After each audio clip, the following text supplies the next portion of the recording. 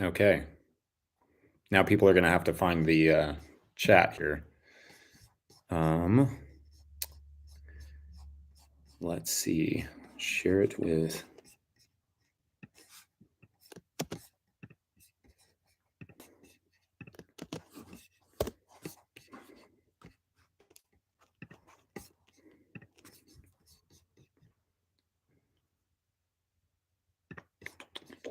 All right, there's 3 people in here. Can you hear me? Do I still sound like I'm trying to disguise my voice? Not that I wasn't doing that on purpose, clearly. Just, I didn't need people to know who I was. Yes, there we go. Now there are people here. Sorry, you all. I'm clearly a professional, and obviously I did a good job the 3rd or 4th time I tried it. So yeah, that's where the charm is. Hey, welcome you all. Wow, this is filling up fast. Good. Sorry that everybody has to come over to this stream.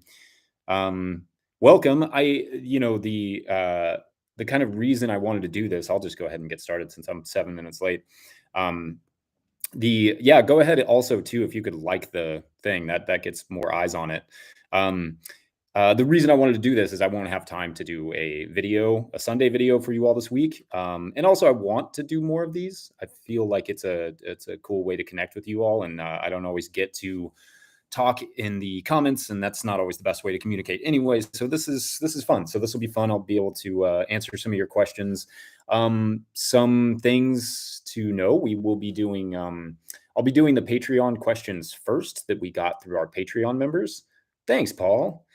And then we will, and then I'll take some from the chat. Jackson is here too, or he should be, and he will be running the no-till growers in the chat. So if you have any questions, you can send them to Jackson. We'll try and get through as many as we can. I have a little over an hour to give you all, and I'm pumped about it. So it looks like a good amount of people have streamed over. Once again, I'm kind of doing this for the people that have joined us since I started talking. I'm doing this is my first live stream like this. Usually I have Josh's help, but I was like, I'm going to try it solo. And now I kind of regret that. Josh, if you're there, you can jump in anytime. So I'll be doing this, I won't be doing a Sunday video this week. So I wanted to answer a lot of your all's questions, and I think we can kind of dive right in. We took questions at patreon.com/no-till-growers. So that is where I'm getting these questions. And then, like I said, Jackson will be taking questions out of the chat. So I'm going to start with Ron Cummings. He was the first one to ask a question on Patreon. If you want to support our work, that's a great way, patreon.com/no-till-growers.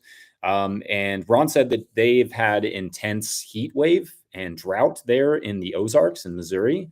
And I was asking if we've had the same thing, and if so, what steps have we taken to mitigate the effects? Weirdly, this year we had a drought, but it wasn't as bad as everybody around us. Like, we were that obnoxious farm that was just getting enough to get by. And, I know south of us, our friends were dry for 30, 40 days. And not far south of us, like on the other side of the river, the Kentucky River, which is like a stone's throw from here.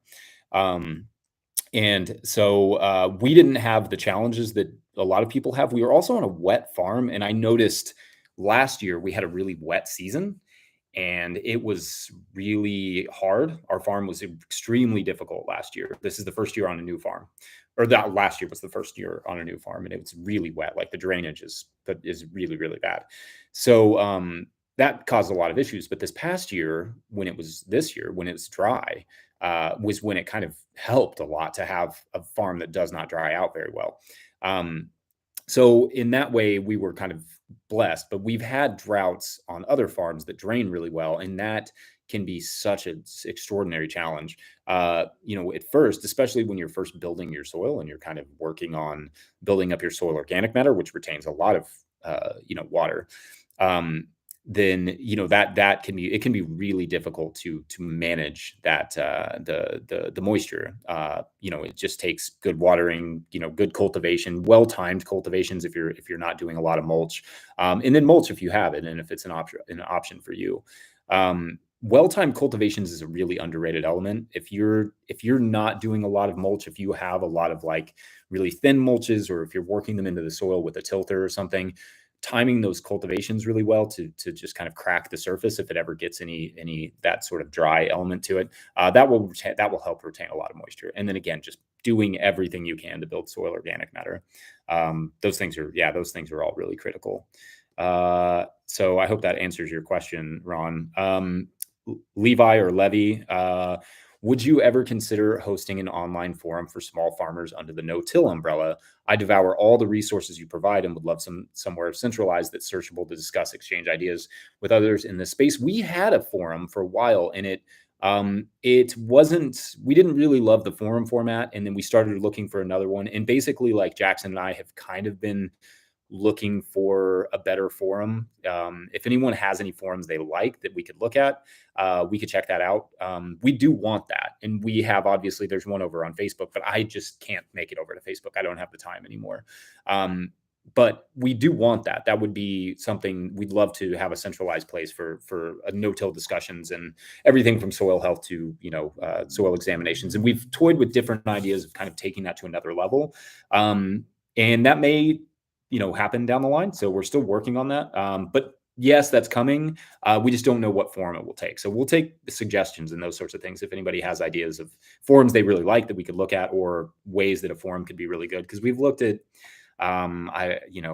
what's that, Discord and those sorts of things, but we don't want one that has a big learning curve. We want just like set it and forget it kind of thing.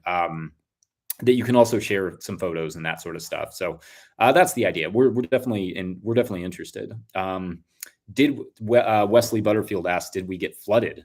Hope all is well. So so it seems somewhat straightforward to go. And then he has another question, but he asked if we got flooded, and we didn't. I think another person asked that as well, and I'll get to that in a minute. But we didn't get flooded. We got a lot of rain. We got pounded, but east of us got it really bad. And we, Eastern Kentucky just got flooded for the second time in the year.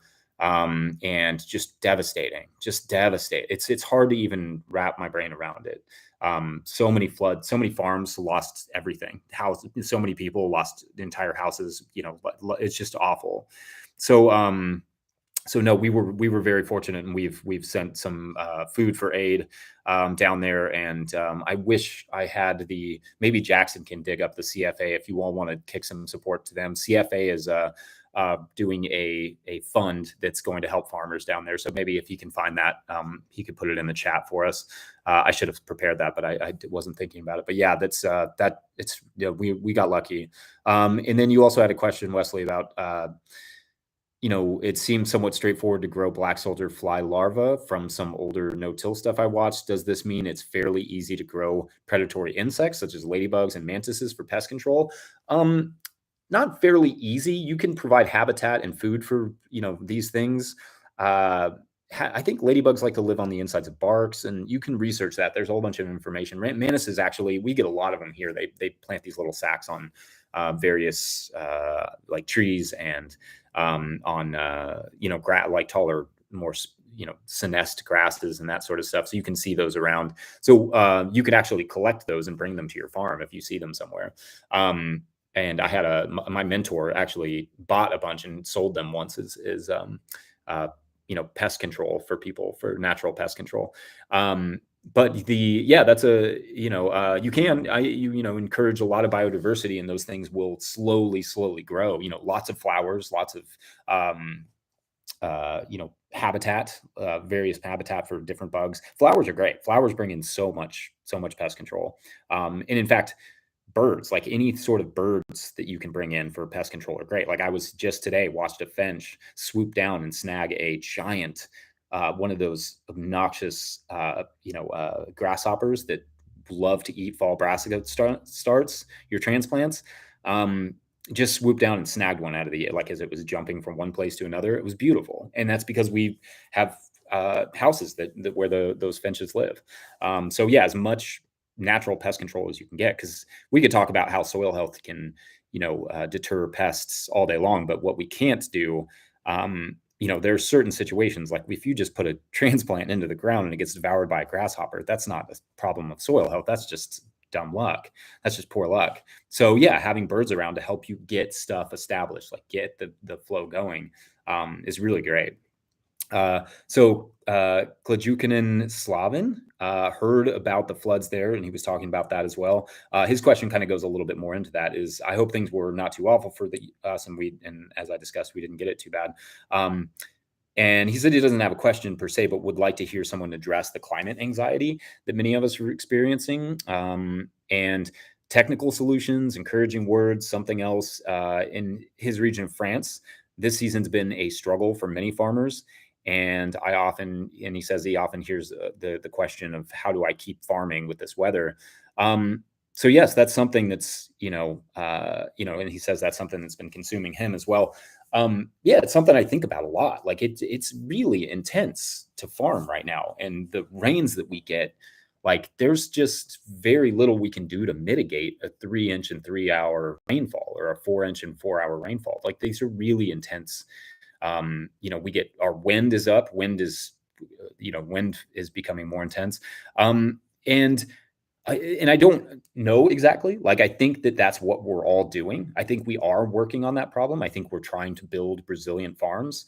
I also think of something that my wife often says when I'm frustrated by a small problem, just that I fixate that not to fixate on the problem, fixate on the solution. And that is both good, mentally, but it's also good to think about like, what can we do? How can we make our farms more resilient? How can we do things that sequester more carbon or that, create better photosynthetic activity? Photosynthesis is amazing. Like it's an extraordinary thing that cools our planet and, sequesters carbon and, cycles carbon dioxide and all these things that we really need. Um, and we need more of it. So like, how do we just continue to do more of what we're doing and do it better? And so that's what we're always working on, like whether or not we're talking about climate change or climate mitigation or any of those things, like that is what we're doing, whether that's directly why we're doing it or not. And that's something that I think just a lot about, that I have not expressed that a lot in my work, but it is something that is on my mind and that I think could be, could be something that we talk more about, and especially like in stressful years like this, where a lot of people are going through intense droughts, intense heat waves. We need more solutions for getting through that, but also like, how do we, do more for the planet to help it to do what it's equipped to do, to maximize the earth, to maximize the ability the earth has to stay cool and to have readjust its water patterns and all of those things. So yeah, I'm right there with you. And yeah, so next from the Patreon page, again, I'm reading questions from Patreon members. Patreon members get first dibs on questions, and they ask them over at patreon.com/no-till-growers. If you want to support us, that is a great way to do it. It's like you can do it for as little as $2 a month.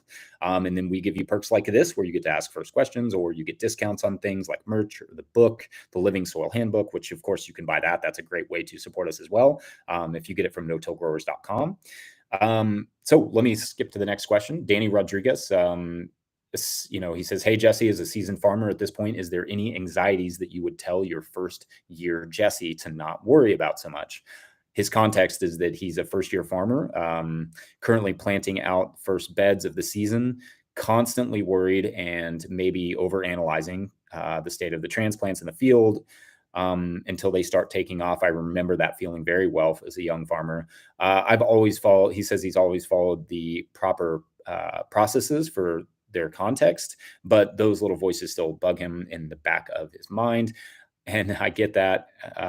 Yeah. So some of I was thinking about this the other day, like what I would tell my first year self. And specifically, like, wasn't specifically about anxiety and things not to worry about, but some of the things that I think about are that, uh, you know, I definitely spent too much time, worrying about the little things, and probably got myself in a little bit over my head in terms of, and this would be with my wife. So this is my co-partner, a co-farmer.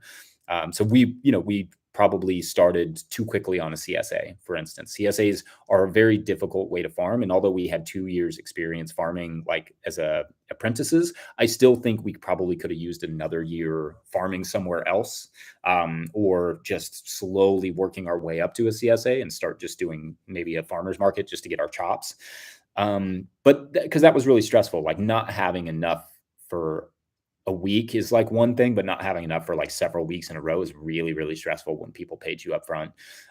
So I went through that. And I think that what I would tell myself is um, start slow, figure out ways that are low pressure to grow, to learn, that aren't, you don't have to deliver. You don't always have to have that feeling of like, it weighing on you, or even just like get a second job while you work. Like, I don't see any problem with, we held out for as long as we could.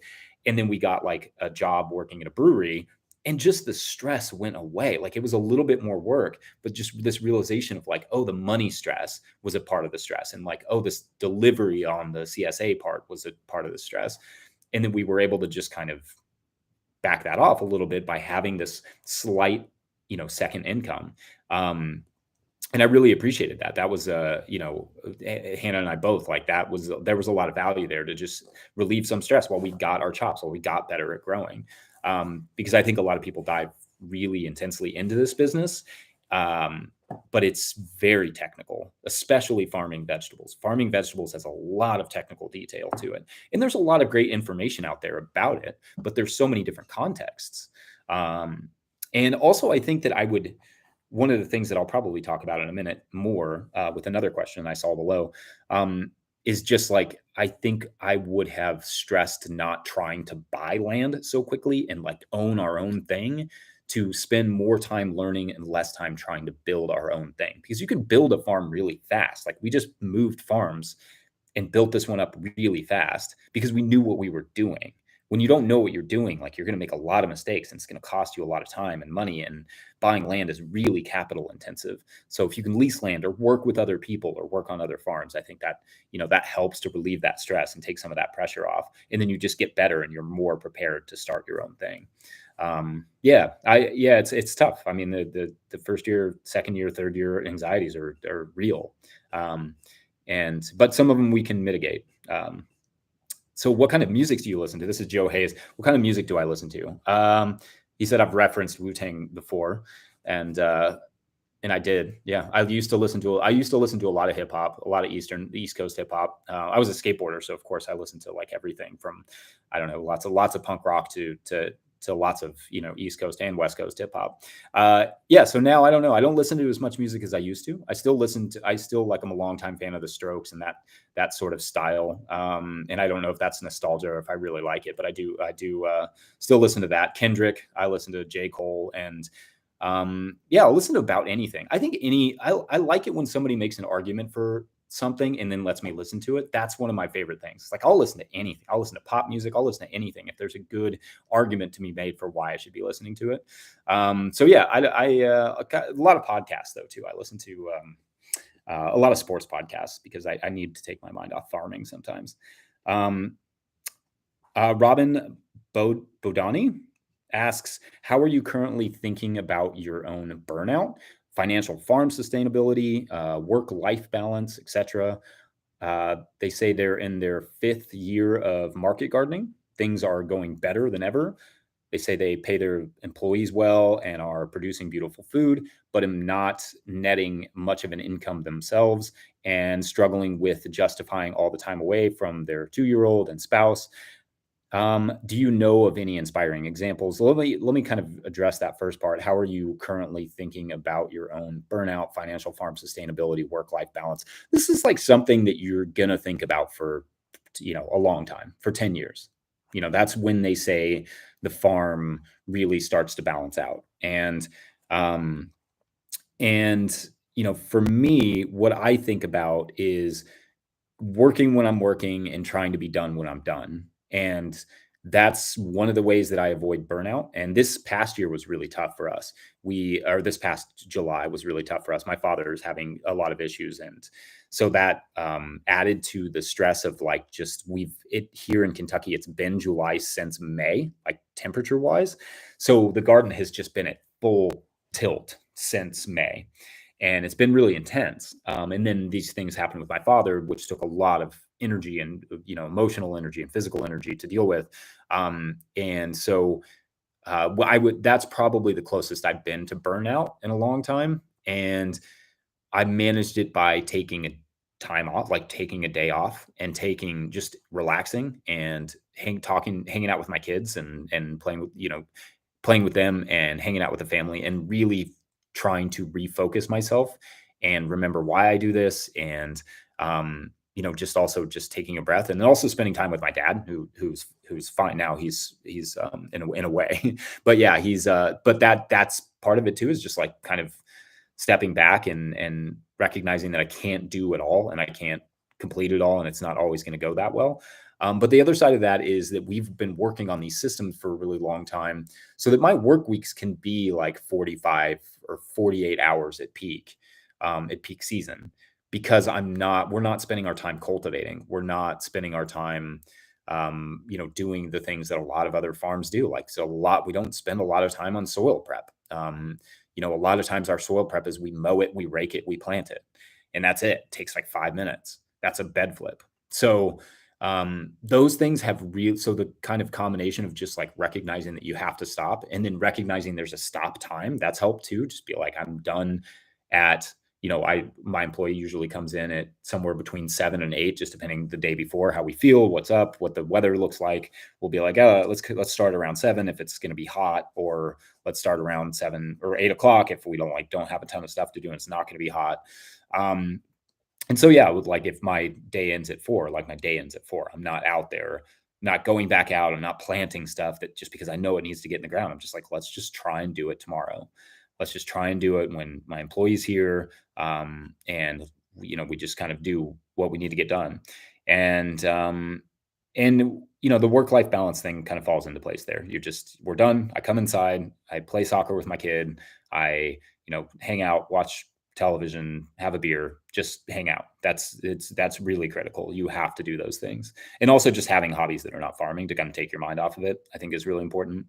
And the other part of this question that Robin asked was, do you know of any inspiring examples of farms doing this style of growing and on a small scale that maybe aren't doing the super diversified market farm CSA thing?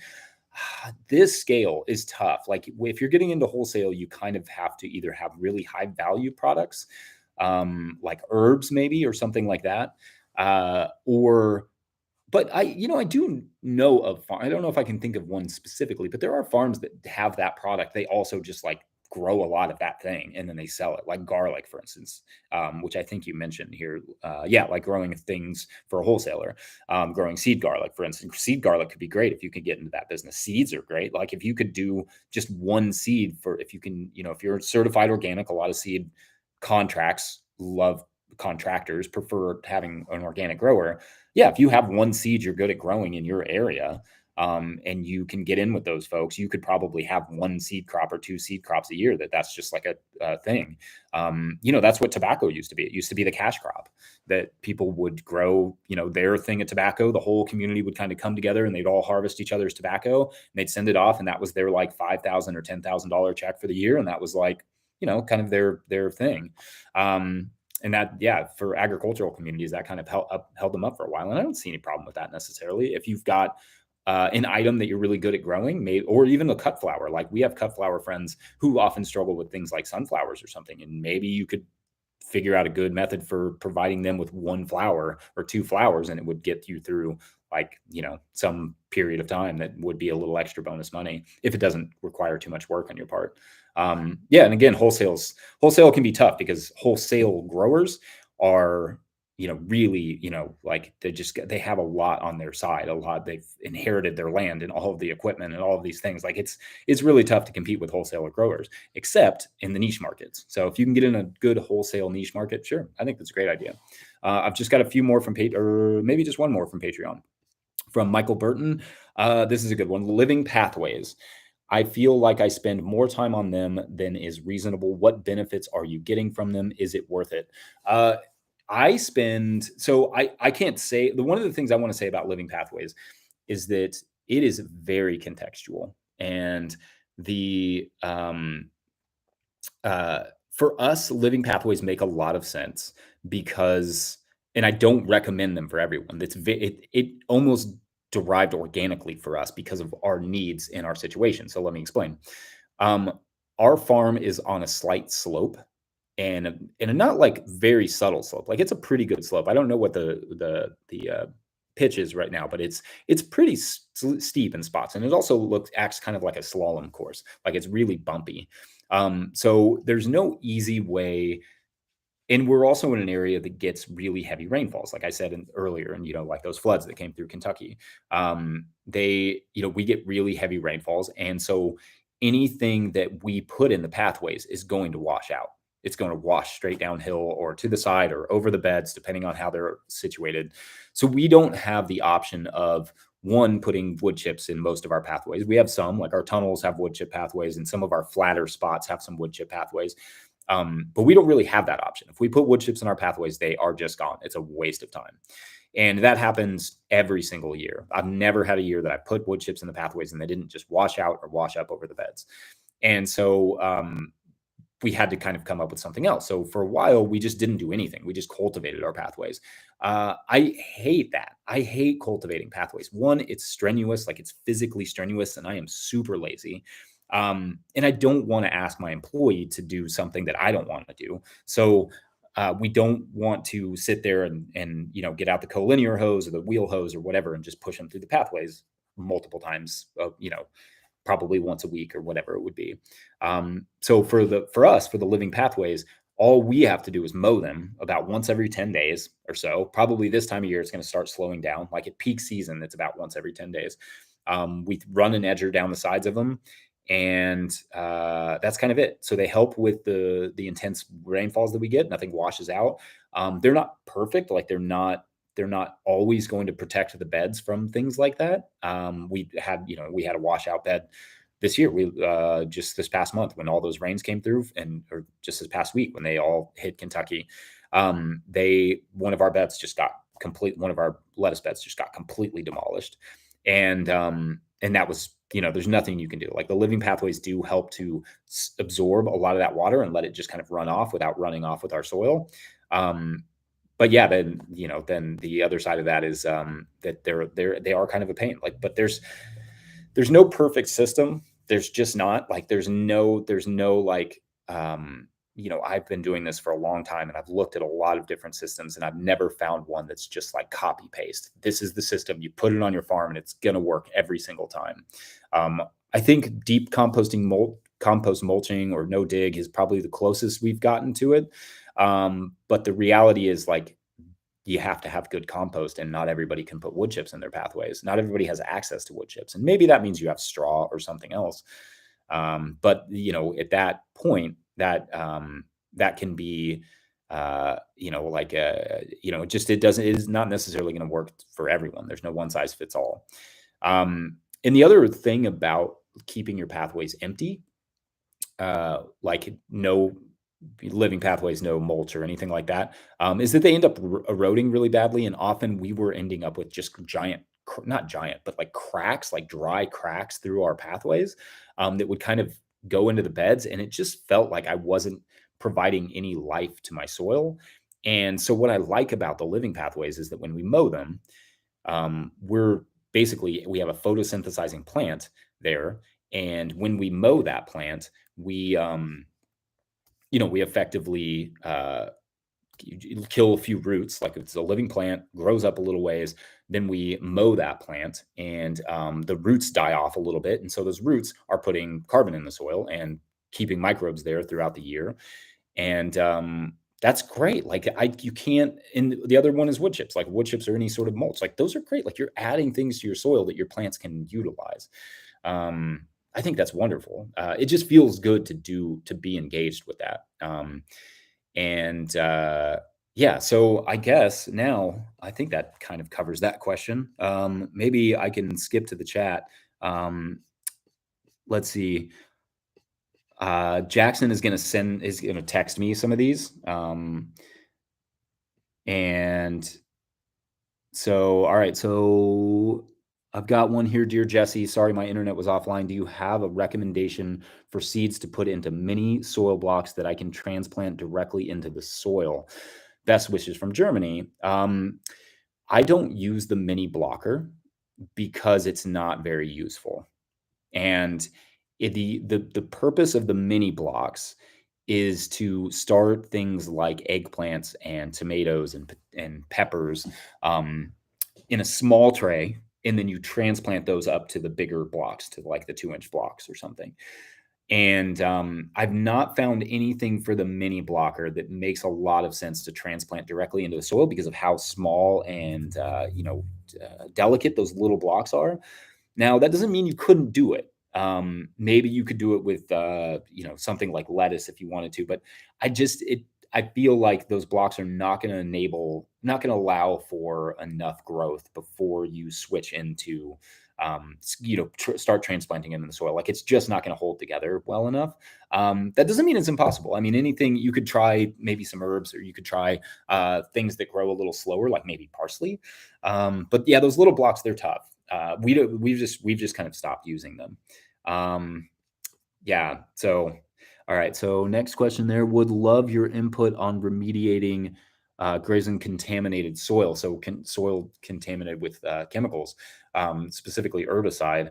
The Yeah, I mean that's tough time, and the biggest thing that I've heard for soil remediation is time and cover crops that you would grow and that you would harvest, and you would move them elsewhere. Composting can also do some over time, do some amount of mitigation. So if you wanted to move those cover crops to a compost pile and get that compost really working, and then let it age, I think all of those like more persistent herbicides would be something that you could mitigate a lot better. But that situation is so tough. I hate that we use these chemicals that are so persistent. And I always, this is something I was kind of thinking about earlier. Just this idea of like, and I've probably talked about this in a video, there's just this idea of drift. And I remember we lived by a conventional farm, and Jackson can speak to this too. He lived by a conventional farm as well, a couple of them. And basically like these growers, they spray their corn or whatever, their soybeans and whatever it is, and Roundup ready stuff, and it drifts in the wind, and it comes over, and it just like everything around everything around those plots, you can see it. You can see the death. Like the death just spreads, and you can see it on the sides of the road, and you can see it in your own garden if you're close enough. And it's really, I always think about that when you contrast that with what we do, and like driving down the road with like a thing of compost in the back of my truck or whatever, or like wood chips or something, and like maybe some of it's falling out, but like when I'm doing that, it's spreading this like good soil. It's like spreading the beneficial thing. And I always think about that, like that idea of drift. Like everything we should do should drift positively, in other words, and not negatively. So when you're using these like negative, I'm using the word negative, these chemicals, yeah, I mean they drift negatively. They drift, the death drifts, and you want the life to drift, right? So anyway, I should probably end that rant because I could do that kind of thing forever. Let's see. Any resources for local growing knowledge would be appreciated. Pest and fungal control, planting calendar, using UGA but having issues. Okay, so you must be in Georgia. Local growing knowledge. There's some good growers out of local growing knowledge. It's hard for me to come up with the stuff off the top of my head. Who's in Georgia? There's lots of good growers. Anybody in the chat in Georgia? There's lots of good growers out of Georgia. Georgia's like, I'm going to be down in Louisiana here in October for an event. So we'll post about that soon, but it's like a 3-day intensive that we'll do down there, or I'll be doing down there. For Southern growers, because I think there needs to be more focus on like how to do this in the South, because it's super intense. I mean, it's intense here in Kentucky, and like we're not even really the South. It just gets hotter and more intense and more humid the further you go down. So yeah, I mean, I don't have any off the top of my head, but maybe if there's other growers in the chat, they could say what's up to James. Alex Tappan, I have rhizomatous grasses, so Timothy, canary. I've had a tarp on the area for 6 months after pigs run through, and a 4-inch till. Do I risk it and plant cover crop this fall for spring, or keep it covered? If you pull that tarp off, you should know if those grasses are done or not. They'll be white, sort of like, you'll see them, and they may still come back a little bit. I wouldn't till after I wouldn't do a 4-inch till afterward. I would probably, I would probably do the lightest power harrow that I could and then plant the cover crops and have the cover crops do that sort of working of the soil. Because, even a few inches down and you're going to bring up new stuff. So that, like, things like amaranth, for instance. I don't know about Timothy, and I mean those are not super hard grasses to get rid of, but like things like amaranth are really shallow germinators. So even just like a half inch into the soil, you're going to bring up any amaranth seed that's there. Or, but some of those rhizome grasses are not going to be too bad, I think. You just pull the tarp off and you'll see where you have perennial grasses or plants, and then you pull those out, and then light harrow, and then your cover crop. That would probably be my recommendation. Okay, so next one, I have a large no-till garden in my backyard. We have a couple deeply rooted invasive species we are wanting to get rid of.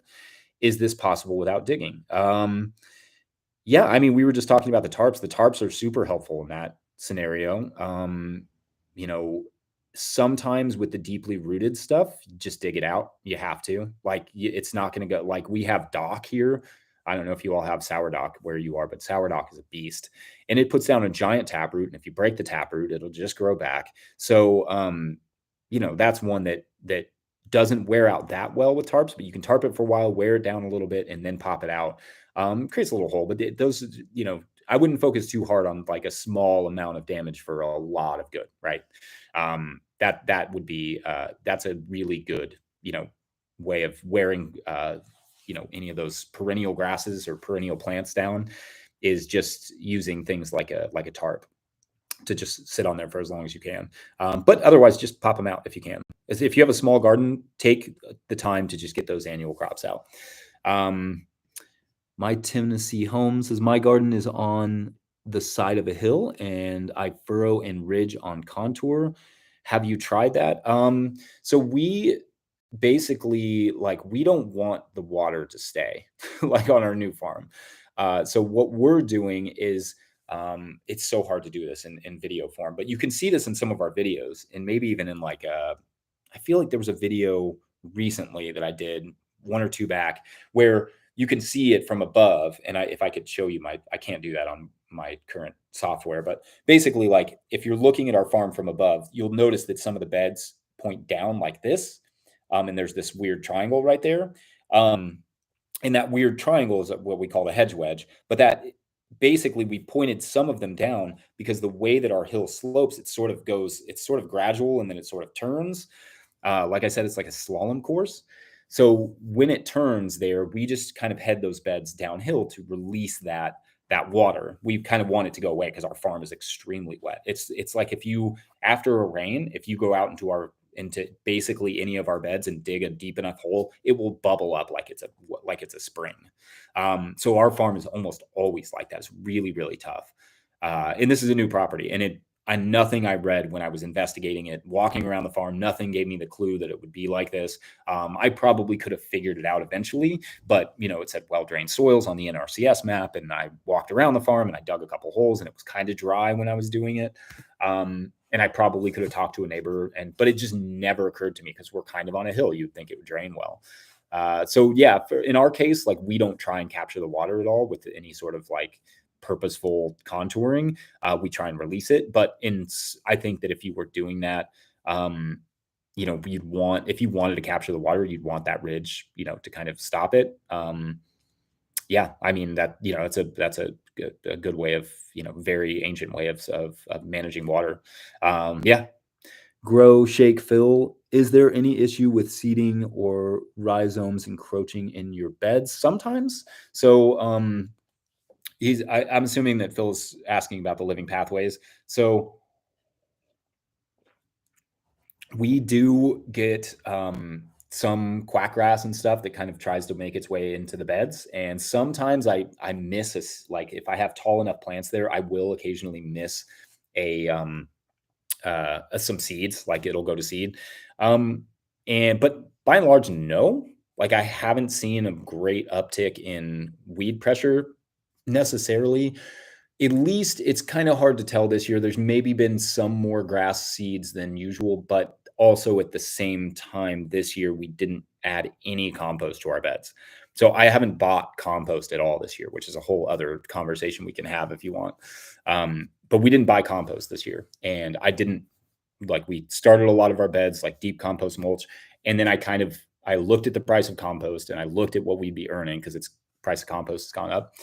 And I thought, I don't think we need it. And so, we're not going to buy it. So we've had a little bit more weed pressure just in general, but I don't think all of that weed pressure has necessarily come from the pathways. In fact, I think some of the weed pressure has come from broad forking because we're still, not only are we a wet farm, but we're a very compacted farm.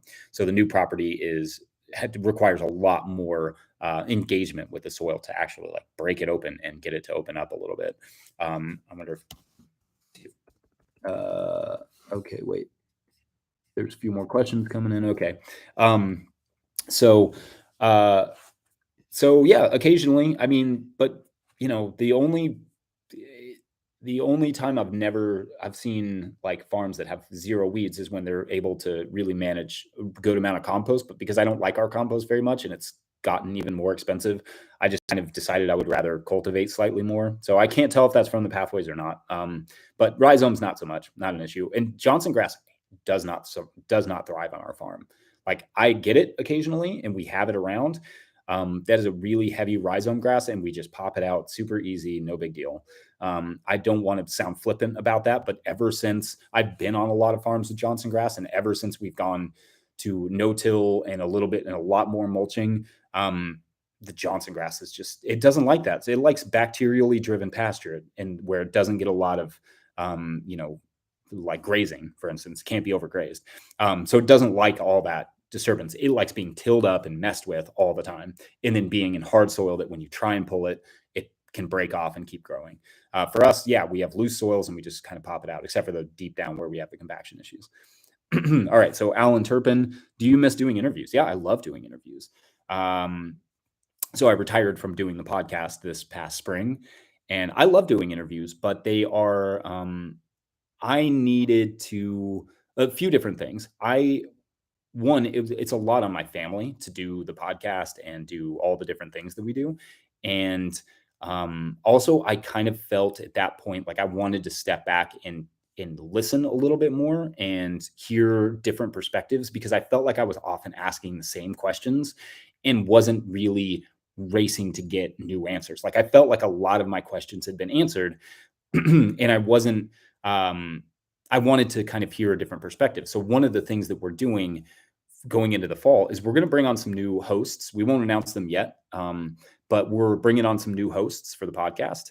And we want to bring on people who are going to ask different questions than I would have asked, people with totally different perspectives, people that are really brilliant, that are going to ask different questions. So we're going to try something different. And I hope you all will be excited about that. Because for me, like I want to see what else I was missing. Like, what are the other questions I didn't have, or what are the kind of other people that I could have talked to? And yeah, it's always for us, always an experiment, but it's all revolves around we as growers, like we want this information, we need this information. And like, if I feel like I'm not bringing out the best information, if I'm not really pushing myself to do better, that I feel like I should pass that on. So it just keeps with that high quality, that high value. So yeah, I do miss them though. I'm a nerd. Like I want to ask professionals questions all day long. Like one of my favorite things about doing science journalism was I would just call somebody, and I've said this before probably, but I would call somebody that had spent their life like studying the one question at the end of the sentence that I just wanted clarification on, like spent their entire life on this like one word. It was great. And they would just geek out about it. They were so excited to be talking about plant metabolites or whatever it was. And that to me got me really hooked on interviewing. And I do miss that. I love that. And I probably will still in some capacity figure out a way to do it. But yeah. So the answer is yes, but also I think I needed that step back. What would you say the most profitable summer crops are in your context? Hands down head lettuce, hands down. Just not even, it's fast. It's, it's like by the time we put it in the ground, it's 3 to 4 weeks, depending on if we're in June or July or how hot it is, et cetera. We get, $3 a head and we can sell hundreds of them in July. So that's pretty much for us like the most. And then there's other things like, if we have a really good stand of arugula, and some of these things are really tough for us in the summer, and on our new farm, I haven't found good locations for some of these crops, or good ways to get them with the moisture and everything. But like we're getting the soil worked out better. But anyway, yeah, baby greens are always like super profitable. Radishes, if you can get a good stand of radish in the summer after that first initial wave, like early with radishes, then you won't sell any in May, basically. And then if you can come back in June and July with radishes, they really are super profitable. And all right, Paxton, what's up, Paxton? Hey, Jesse, you've probably said this before. I was wondering how you're trellising field tomatoes, Florida weave or something similar to the high tunnels. Yeah, we just do Florida weave, man. It's basically we put in T-posts every four plants. And then we Florida weave for the first 3 or so, just depending on how the plants look. We'll go the first 3. And then after that, we will actually just kind of go around the top and just kind of hold the plants together. We don't keep doing the weave. Like I'm telling you, I try and be as lazy as possible. And like, I don't want my employee out there trying to get around every plant and deal with all the suckers and stuff, just straight down the line, straight back. And we are trying to do less field tomatoes because they taste better, but they blight out easier. Like they just blight out when in our context. It's so humid, it's so much rain.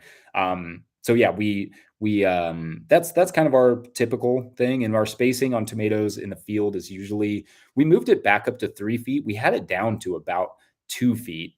And we just blighted out too fast. And so, yeah, we moved it back up to 3 feet, just because you need that airflow, because I'm not going to be pruning our field tomatoes.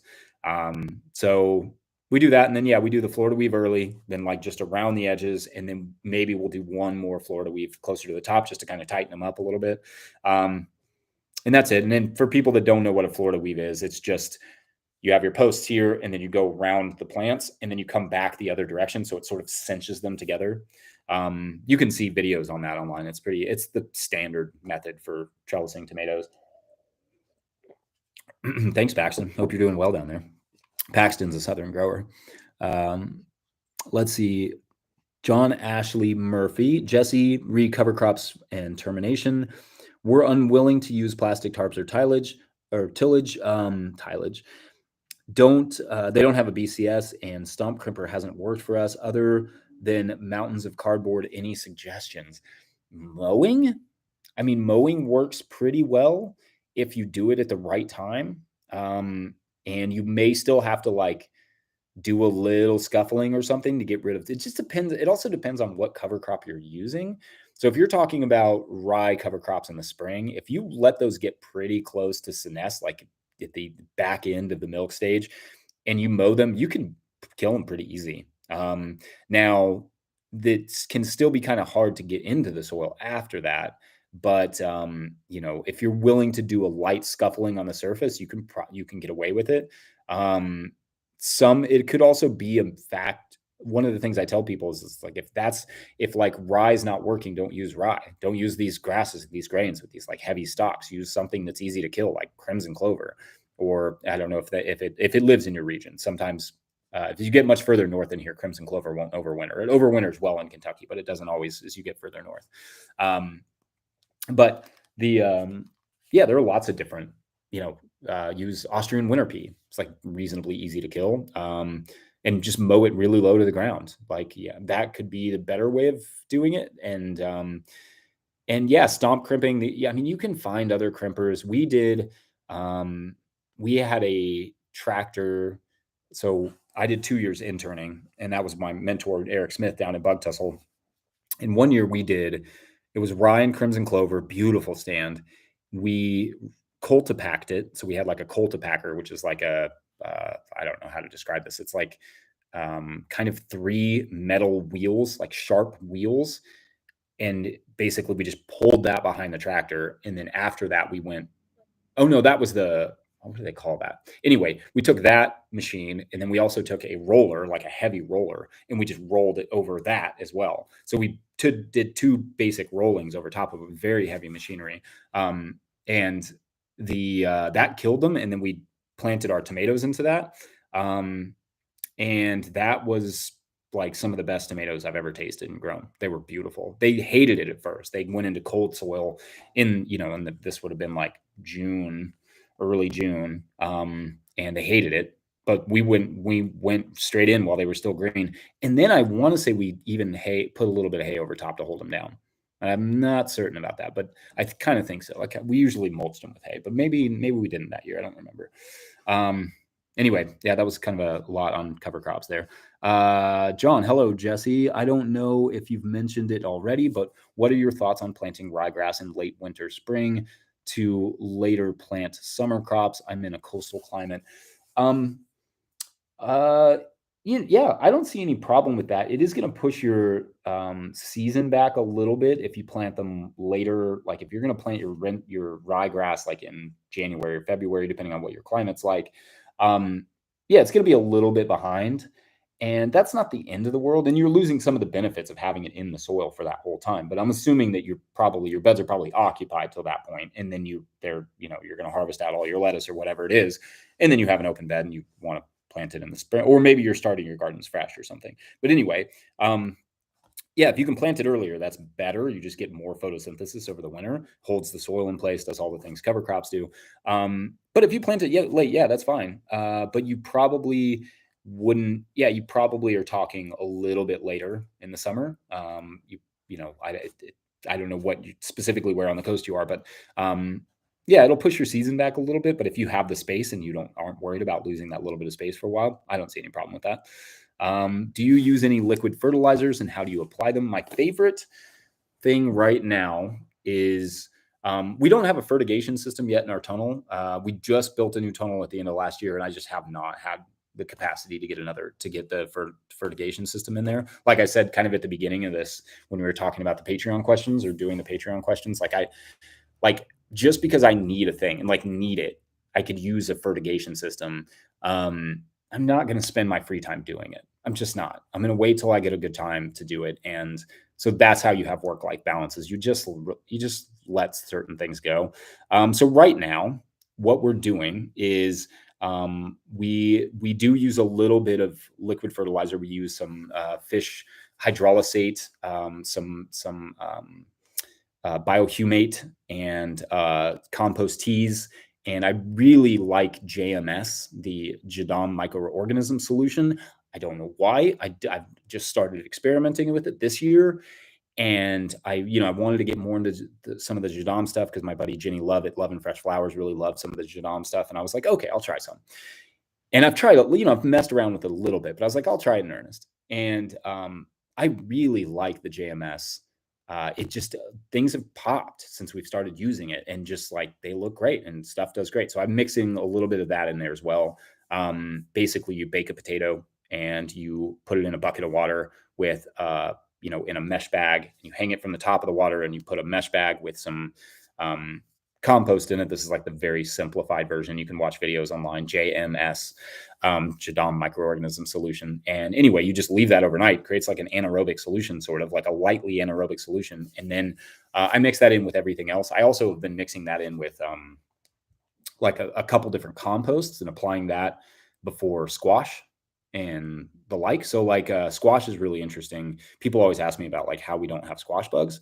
And I think it's just that I dig the hole and I put in this mixture of compost and JMS and maybe even a little bit of fish hydrolysate. And I put a little bit of that in the bottom, and I set the squash on. The squash does great. Just don't have issues with it. So I think maybe that's the trick. It's just it's everybody grows great squash in their compost pile. I think maybe nature's trying to tell us something. So yeah, that's I do use a little bit, and usually my application is just I take a watering can, I fill it up, and I run it really quickly down the middle of the tomatoes or whatever it is I'm fertilizing, and usually tomatoes in this case. Takes me about 5 minutes, and then I'm done. So it's not as efficient as a fertigation system, but for the moment it gets the job done. And I don't do a lot. I don't do a lot of liquid fertilizers. The one thing I do is I like to mix a compost tea or extract. And I talk about this in the Living Soil Handbook a little bit. And I like to mix that and then just soak my trays in it, because this is the lazy farmer thing. I want to put the microbes where I want them, and I want them on the bottoms of the soil blocks. And then I take the soil blocks and I put them in the soil. So instead of taking the mix out to the garden to spray it onto the soil, I just put the mixture of microbes and etc. on the plants, on the roots themselves, and then take that out to the garden. So that, and then spread it, however far the transplants are going. So I don't do a lot of liquid fertilizers, but I do a few. And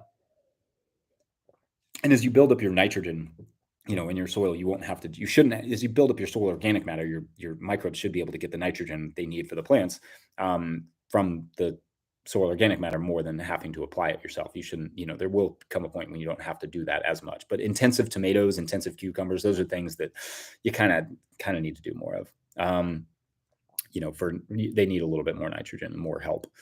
KP says, no-till growers, I'm new in this conversation. What are your thoughts on adding alfalfa pellets in the garden? I don't have any problem with alfalfa pellets. I mean, we have to make sure we're certified organic, so they have to be non-GMO. I mean, I would recommend that anyway. But generally, like, I don't have any problem with that. It's a slow release nitrogen. I forget what else alfalfa has. Like, I think it does have some phosphorus and potassium, but I don't remember the breakdown. But I have no problem with that. It's one of those things that, like, it does, like, we've had great success using things like alfalfa meal, alfalfa pellets, chicken pellets, like all these different fertilizers that are essentially you're putting them in the soil and they're not directly feeding the plants. They're feeding the microbes. The microbes are decomposing them and they're releasing the nutrients in said whatever it is. In this case, alfalfa pellets. And that is a better way of feeding your plants. That's like the way of feeding your plants. We're not the ones that the plants want their food from. They want their food from the microbes who know how to do it. So, all right. So I'm down to the last one here, Jackson. Bethany Walker says, how do you put compost on your beds? Do you use a tractor or BCS with spreader attachment or just shovel bucketfuls? We use, usually when we're spreading compost, depending on how much we want to spread. And like I said, earlier in this conversation, we didn't talk about, if you weren't here earlier, I didn't order any compost this year. I've gone completely just like straight with what compost we added last year, which was a lot. I mean, it was like, I don't even remember, 120 tons on 3/4 of an acre or less. No, on like half an acre. So yeah, it was a lot. So it's good. Like, we were good. But we did all that with wheelbarrows. We fill up wheelbarrows and we just cart them out to the garden and we spread them in big piles. And then we spread it with a rake. And that's it. I mean, there's nothing complicated about it. There are better systems out there for spreading large amounts of compost. But for our scale and our farm setup and the fact we don't own a tractor, we have the BCS, but we don't own like a tractor with a bucket or anything. And believe me, I've looked at them. I consider it sometimes because it's a lot. And I mentioned this earlier, but I don't like to ask our employee to do more, that much physical labor. I think a lot of times what can happen is we get caught up in these ideologies, but don't realize like the stress that we're putting on the people that help us. So for me, like, that's what we've been doing. I think if we're going to do another round of compost next year, and we may order some this fall, like get it really good, and then start, maybe doing some compost in in the fall to sit over the winter, I may try and find something else to move it with. We've talked about getting, our neighbor has a tractor that we can sometimes borrow. So that would help to load, multiple wheelbarrows at once. That would be taking the shovel out of the deal would be a huge lift. Our farm is too wet to get the compost where we need it. So we kind of have to park it far away, and that's a pain. Sometimes I can get people to move the whole compost pile once it's dumped over on closer to where we need it, which is helpful. There's not a lot. There's definitely no easy way in our system, but there are easy ways out there. You can check out Green Things Farm Collective has a good system that they posted about on their Instagram. And so if you go to Green Things Farm Collective, they had a good system for spreading both wood chips and compost over I forget, they were doing like 6 acres or something.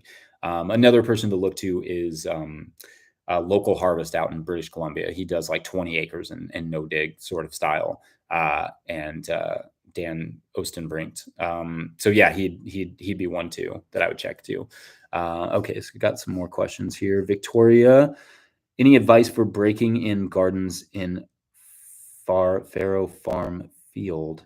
Any advice for breaking in gardens in a Farrow farm field? I'm not sure if I understand the question. Breaking in gardens that are Farrow farm field.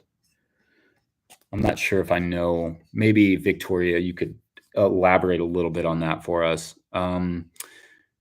Where to begin homestead? Okay, so they ask, we started a market garden last year and growing in a tunnel. Do you prefer CSA or farmers markets if you had to pick ones to sell at? I talked about this at the beginning of this talk, actually. I think when you're first starting out, if you don't have a lot of experience, if you have a lot of experience, then disregard what I'm about to say. But if you're just starting out, don't start out with a CSA. It's a really complex way of farming, and it's great money up front. But I would, if it were me, and if I was telling my younger self, like I said in that first question, what to do, I would start with the farmer's market. It's low stress, it's low, anxiety, there's low pressure. You certainly have to make money, but like there's, nobody's sitting there, expecting to get what they paid for. So I would start with the farmer's market and work your way up to a CSA. If you have experience though, and you feel confident in your growing skills, do a CSA. And I like all, okay. So Jackson's clarifying something for me. But yeah, and I would, probably like if you, so some tips on doing a CSA, if you're going to do one, is storage crops are super helpful. Make sure you have your garlic and potatoes and onions and things that just fill the basket. Just so if you are, or bucket or whatever whatever you're using, your box, stuff that just fills it is great. I think, that way that if you have a skimp week, like June can be really tough sometimes. So like if you're having a skimp week on, in that period between like after radishes and all your spring greens, but like before your summer crops have really started coming in. If you can fill that with like some storage stuff, maybe even from, maybe the previous year or something, but definitely once you or out of a tunnel or something, get some good early spring potatoes. Those are great. That's a great option. I think just having bulk crops around that you can sort of fill baskets in emergencies is great. And don't overload your customers on squash. They hate that. Even if you have a lot of squash, just don't do it. They don't like that unless they're asking for squash. What we did was we would do 2 weeks per item, and then we would take at least 1 week off, and then maybe we do another week, but we'd never do more than like 3 weeks for something like squash. Garlic, you can give it every week. Potatoes, you can almost give it every week, depending on your clientele. But generally, or onions, like everybody will use onions every week. But things like squash, zucchini, like you gotta, make sure to not go overboard on those. It looks like Jackson had to jump out, and then he maybe said that Victoria meant fallow. Any advice for breaking in gardens in fallow farm field? I did a whole video a couple weeks last week, 2 weeks ago. That we broke in. That talks about all of that, like how to break in a new garden from scratch, and how all the different ways you could do it, just depending on if you need that garden quickly or if you need that garden really slow. Like if you're fine, if you have time, So all right, so I'm going to start reading questions. So anyway, Victoria, try and watch that video. That should answer a lot of those questions because you can start from scratch in there. But generally, like for a fallow field, what I would do is mow it, tarp it for a while. If I have the time. If I don't have the time, then I would just plow it. We like raised beds here on our farm because it fits our context, but maybe you're in an area that doesn't need raised beds. So for us, we would raise our beds, and I do generally add some compost or something before we plow it, if we're going to plow it. It is like a no-till approach because you're doing a small amount of damage to get into a garden and get it photosynthesizing really fast and get it to a optimum state. It's like, I always say, like a small amount of damage, but for a long period of good. Like you're taking one step back to not to take 2 steps forward, but to just keep going on indefinitely. Sometimes like a small amount of disturbance or even like a great amount of disturbance in a case like plowing, can lead to really, really good soil health. Like it's getting your garden in the place that you can really manage it well. So watch that video though. That should give you a lot of advice. I'm just going to cruise up here and see if I can find some questions, and then maybe I'll just take like two more, and then I probably got to get out of here and get to the family. Let's see. I'm just going to kind of do this at random.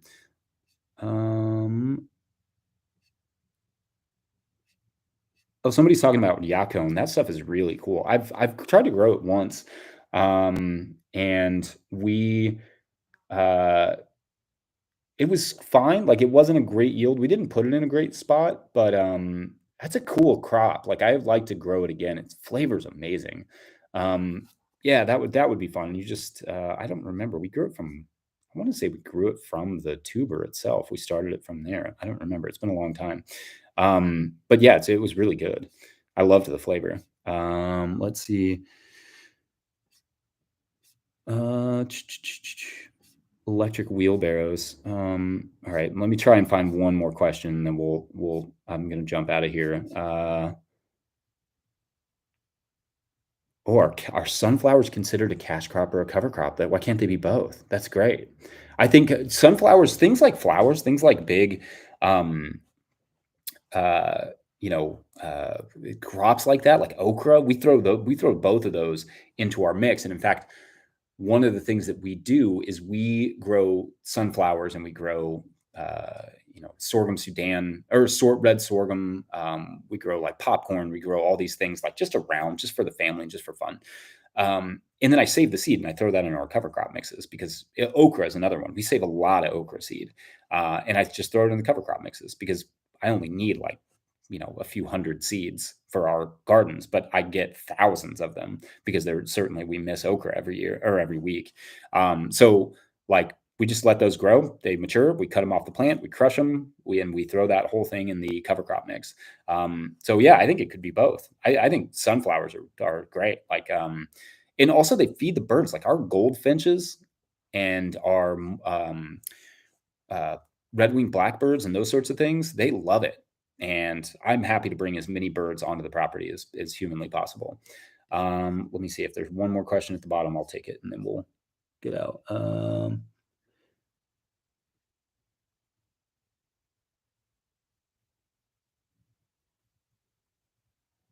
Okay, so this one's about conventional farming, and then I'll end it on that. I know you sell to people who are already looking for better food.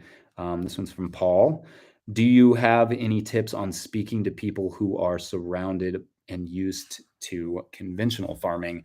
Um, yes, it's really tough. Like conventional farming, you can add, generally speaking, like people that are doing a lot of spraying and that sort of stuff. Like if you're trying to get them to buy what you're selling, it's probably not as hard as you think. Like, we see a lot of interest in like organic food and stuff that's not sprayed here. Now the prices can be a little tough, but if you're selling off your property, you can probably, discount it a little bit. The And if you're talking about kind of convincing them maybe to not use as much chemicals, that's not an easy conversation. That's probably not one I would have. You can see how torn up my headset is. This is from lots of podcast interviews, I guess. I think generally not trying to persuade them to reduce their pesticide or herbicide usage as much. It's like demonstrating it, leading by example, showing people that you can make money doing this, and creating biodiverse habitats and not having every inch of your fence ways and all that stuff sprayed and clean and perfectly everything tilled and everything super monocultures and those sorts of things. Like it's not worth telling people that. That's a good, especially people that have been doing it for a long time. But I think it is worth just kind of leading by example, and then offering, if the question is more about like selling to them, it's just like setting up, see what you'd be surprised. In rural areas, people are really interested in organic food, and they're interested in reducing their consumption of chemicals, and they just don't have access to it a lot of times. We get a lot of interest on our farm, and we're opening up a farm store as soon as we can. But about people who want to buy fresh produce and want to buy organic produce. And like I said, it may not always get fetch the price it can at a good market, but there's something to be said for like making those connections and feeding those people, feeding the people in your area, like I was talking about earlier. This will be what I end on is drift. Your community matters too, and I always try and encourage people to just to I dissuade people from thinking a lot along the lines of self-sufficiency and thinking more in terms of community sufficiency, because self-sufficiency isn't a thing. It is like you can have skills and you can be good at taking care of yourself and your family, but when it comes down to it, like you rely a lot on your community, and you can build a really robust community if you're feeding it and if you're engaging with it. And so that's something that like I'm always thinking about. I'm not saying that I'm the best at doing that, but I'm trying to be better about it. So it's always something that's on my mind, to better engage with my community, because they have a lot to bring to the table too. They may have things or know people that could be helpful to you when you need drainage tile put in your farm, or you need your well dug, or you need something that you've been helping somebody and they know a person or they are that person. That's those connections are really important. And so anyway, thank you all for coming. This has been great. There've been a lot of people here, and I really love these questions. This has been a lot of fun. I hope it's been helpful, and we'll try and do this maybe once every month or something, if you all like it. So I guess hit the like button if you liked it, and that would give us some indication. Thanks, you all. We'll do this again soon. All right.